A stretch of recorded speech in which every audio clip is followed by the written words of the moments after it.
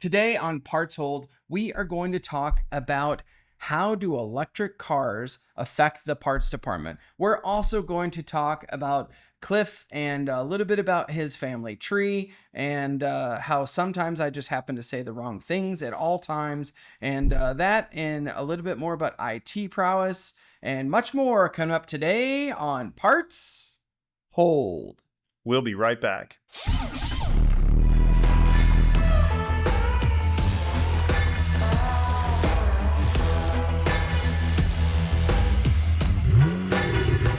If you had to, we're almost to the end of the year, almost to Thanksgiving. Okay.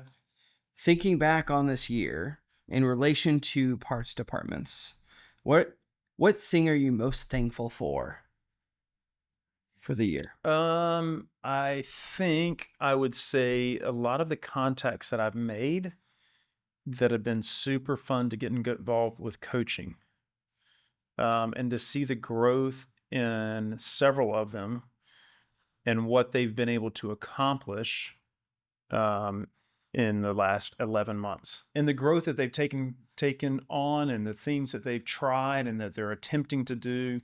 That's been really, really fun to watch. As you know, I think it's probably, golly, this gets into like what I'm thankful for the whole year, but this gets into a lot of different things of our job is watching people grow and blossom, so to speak, but just seeing that growth is really fun to watch. Have you been surprised by the level of growth from the parts managers this year? There's a couple of them that, they really did surprise me. There's a couple of them that maybe I didn't think would take the coaching as well. It's, one of the things that you hear from people often that, have been doing this a really long time. But I appreciate the guys that have been doing it a really long time that are looking for another avenue and are very open to coaching and suggestions. We get a lot of opportunity to go into a lot of different stores and see a lot of different things. Some things work well, some things don't.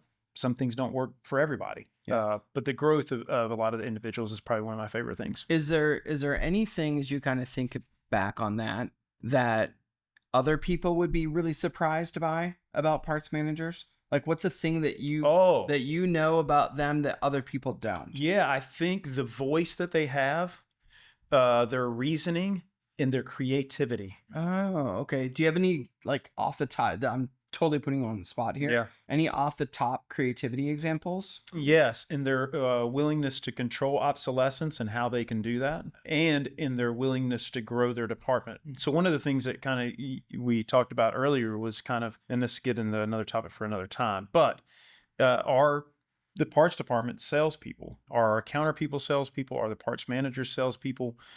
But seeing some of the growth in that sense, that some of the guys created new business opportunities for themselves within the stores, has been really fun to watch. Oh, so their ability to like kind of adapt and see themselves differently has opened up new doors for them and everything like that? Yeah, they started trying different things. It's the thing that we always talk about that's funny to me. And I've probably been super guilty of it in the past. Like, looking back at the past, if I wasn't good at something, I just might say that I'm not good at it. Mm-hmm. I've learned to control that and change that narrative now to where if I say that I'm not good at something, I just say that I haven't tried and practiced at it enough. Yeah, or figured it out yet. Yeah. I think that's because I can do anything that I want to do. It's just a matter of whether I choose to do. A professional wrestler, sir. That I was. And you're certainly in great shape, but you're not like, you don't look like Hulk Hogan. Nope. But the heart and effort were there. And I think that's what it was. You just learned the skill at the end of the day. That kind of reminds me too. So your oldest is in a car business adjacent position. Yep. So how are things going for him? Because he's a year in now, right? Or is it a little more than a year since he graduated? He's a little over a year, because he did spend a period of time after he graduated that he wasn't in the business. He didn't come right out and go into where he's at. Did he have a little hiatus between college and going? Yeah, so it's really funny with that college thing that they just want that piece of paper, and then when you have the piece of paper and you submit a resume, they don't give you the chance because you don't have the experience. Oh yeah, so it's a funny world.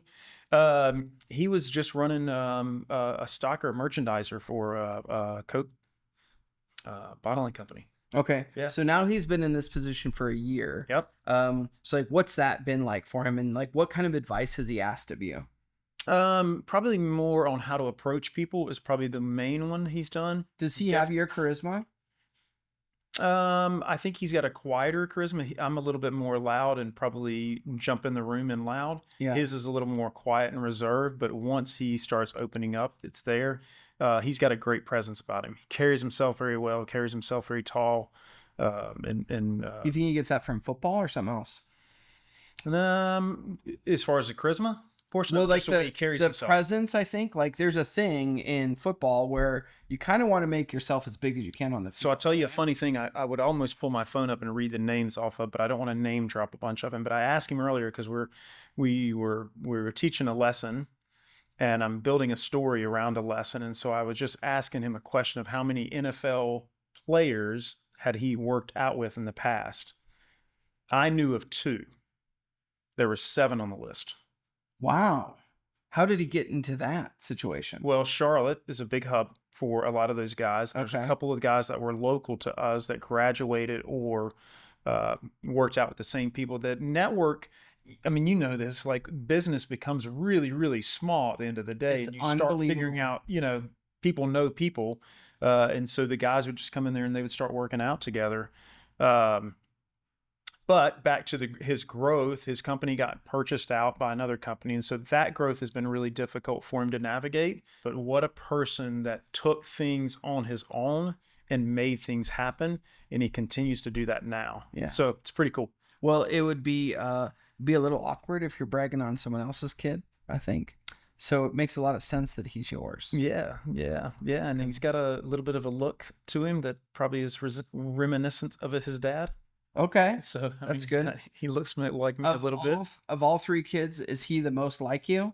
No, The he one that's my the one that's in secret covert operations that we can't Yeah. completely talk about. correct. Yeah, What can we say? Can we say that he's in the Coast Guard? Are we allowed to say that? yeah. He's been training with the 5th Regiment Special Forces. Okay, so those are things we can say. He's fixing to go train with the Air Force Special Force Unit. I don't know what they're Was there called. talk at Navy SEALs training He was will a be possibility? training and then with the Navy SEALs and Coronado Yeah. in a couple months or something like that. So wild, but no, he's definitely my oldest one's definitely a good 50-50.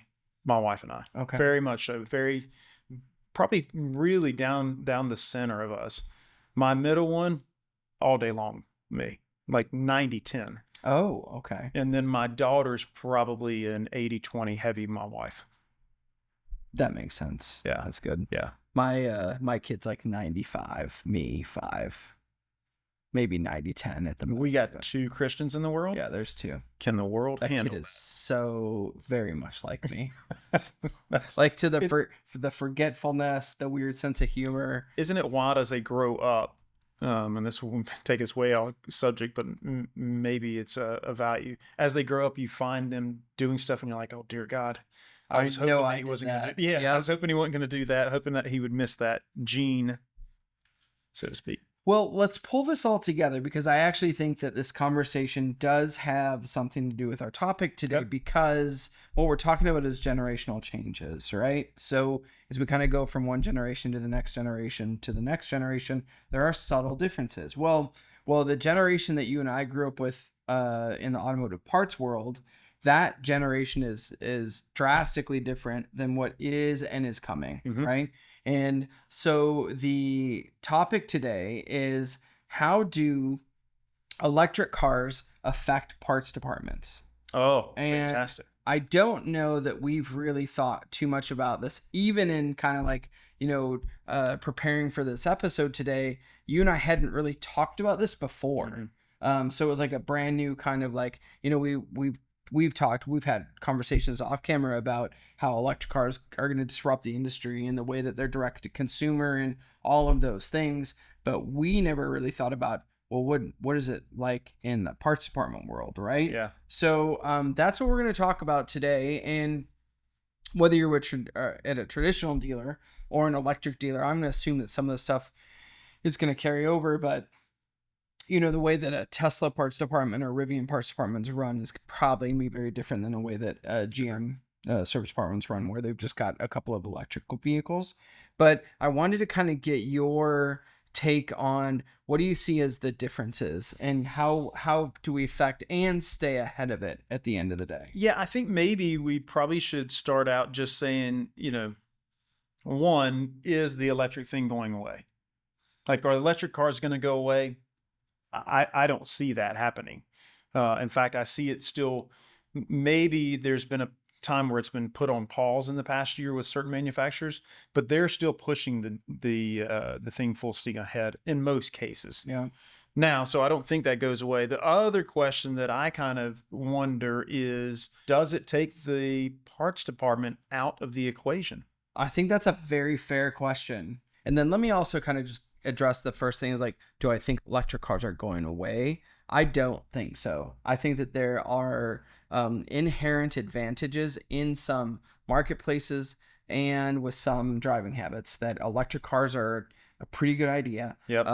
California is one of those places actually that it feels very advantageous to have an electric car. A lot of people are charging those electric cars with solar power out here. Mm-hmm. Like, so it's almost a free renewable resource. Yep. And I'll give you an example. So I had my neighbor, he has a Model 3 Tesla, and I just went on Sunday and I gassed up the BMW, and you have to do premium gas, all that other stuff, right? So it was $60 for me to fill that out here in California because gas is really expensive. And then I'm like, hey, what does it cost you if you go to like one of the superchargers and do the charging? And he's like, if I'm really close to empty, you know how much it costs me? $11. Wow. The last time he filled up was $11 for him to fill. And there's a thing with the chargers that if you go off peak hours, so he said he always goes and charges like at 8 or 9 o'clock at night. So there's like this off peak rate that you get for the charging when he goes and does it. But $11 versus $60. Like, even if like you pay more for the car or whatever it is, there's something mental. Like, you've got to win every time you charge that thing when you're only charging it with $11, right? Yeah, for sure. If it makes you feel any better, it cost me $65 to fill up my Sequoia. That does not make me feel better because your vehicle weighs 3 times what mine does. That's Although, did I tell you what I think I'm going to get next time around? no. Speaking of that Sequoia. It's just Close. brand new news, a 4Runner? Close. One step up. Land Cruiser? Yeah. I'm pretty sure I want a Land Cruiser. I like the Land Cruiser. I like the new look to it. One of our clients brought one here for me to take a look at. Yeah. It's evil. Yeah. Yeah, People should never do that to me with my impulsive buying habits. It's fair. Yeah. You can point at one area, and I would say normally now it's off camera, but the one area that I would say is proof of that is typically your shoes. That's funny. The thing I think about on not going away, I don't think parts departments go away, and here's why. The manufacturer can't service the vehicle, and they're still going to need service department in some form or fashion. And as a whole, and this may be a point argued, and if there's going to be some comments in the comment section, that's okay. But the manufacturer wants to sell parts. They want to sell cars and they want to sell parts. And so I don't think it goes away. I don't see a scenario where it goes away because they need us to service them. I don't foresee them going away in the future. Well, it's funny is because I think the biggest opportunity for a part sale is not in the manufacturer parts, but in tires. I completely agree. I think tires and brakes are probably your biggest opportunities on the electric. And the really cool thing about that from an electric standpoint is when you think about whatever, like a Chevy Volt, right? How many different tire options do you think there are? In sizing options? Yeah. 3, maybe? At the most. Yeah. I would suggest it's probably 2. I agree. So based on that, compared to many other, like your ICE models, your gas engine models, how many different types of tire options do you have for all of those? It's funny how electric, from a parts perspective, they seem to have streamlined it, right? So you might have 1 or 2 tire options. So it's pretty easy for you always to have a set of tires in stock for a Chevy Bolt. Yeah. And also the cars are heavier. Their unsprung weight's a little bit heavier, everything like that. So they wear the tires out faster. Yep. So what it should do is propel a dealership into the tire business if they aren't already. Yeah, and if you're not, it's time to get on board. I mean, you're playing a little bit of catch up Such a now. crazy defection point. But with electric cars, you can get ahead of the game, right? So they're new enough that the cars are just now starting to kind of wear out with their tires and everything like that. But it's a huge opportunity as far as that goes. Now, what do you think of the inventory of electric car parts in relation to your standard gas engine car parts? Very, very small, lot tighter, very probably just a handful of things. I mean, there wouldn't be a whole lot of things there now. So what does that mean as a parts manager then? Easier to manage a smaller inventory. Smaller inventory with still a really good fill rate, right? Mhm. You don't have to have a crazy amount of depth necessarily because Yep. you'll be able to plan and predict a little bit better. So I actually think it's easier to run a more effective parts department with a smaller inventory. Smaller inventory means you could probably occupy a smaller space. Here's a piece to all of this that I don't think we necessarily talk about, and it doesn't necessarily have to do with parts per se, but it definitely could play into the parts department.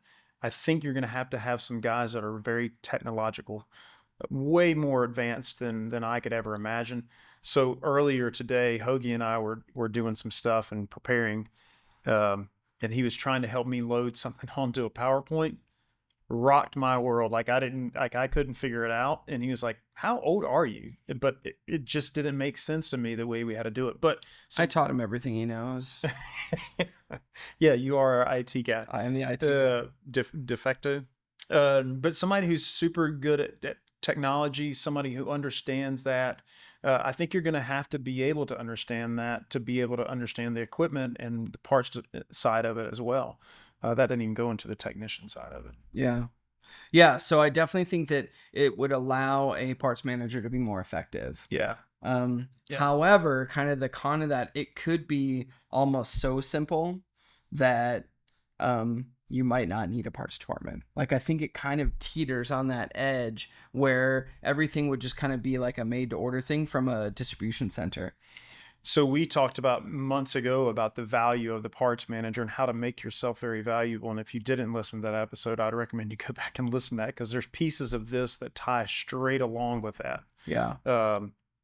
Because I do think you have to be very, very smart, business savvy, and to make yourself irreplaceable in a sense. Yeah, and I think that this is just another in a long line of things that like you got the warning signs that we can be way ahead of it. Like I don't know, when electric cars start to kind of gain a little bit more steam. It was like a weird thing where they stopped, now they're starting again. Mm-hmm. Like, but there's going to come a point where the infrastructure is going to be too tempting for people. Sure. And it's just going to go. Yeah. And again, I think the parts departments that have it figured out, like your dealership in general has a leg up over your competitors when you guys have parts figured out. Because then kind of like sales and even to a point service kind of become more relevant. Yeah. Because if you can provide parts, you'll always be in demand. Yeah. Yep. Without question, I agree. I don't think it goes away. Yeah. Opinion. Cool. So anything else you want to add as we No, that's all. That's everything that I had to discuss that. Good. Well, I thought that was a fun little topic. Yeah. Probably something that might have even been a little bit overdue, but yeah, think about that and how do you turn electric cars into an advantage in your parts department? I think that's really the question. And Cliff alluded to it earlier. Like, let's start a conversation, right? If you have a comment, if you're already doing something about electric cars, let us know. We'd love to hear about it, and we're always trying to get better too. But that'll do it for this episode of Parts Hold. Here to fill the order.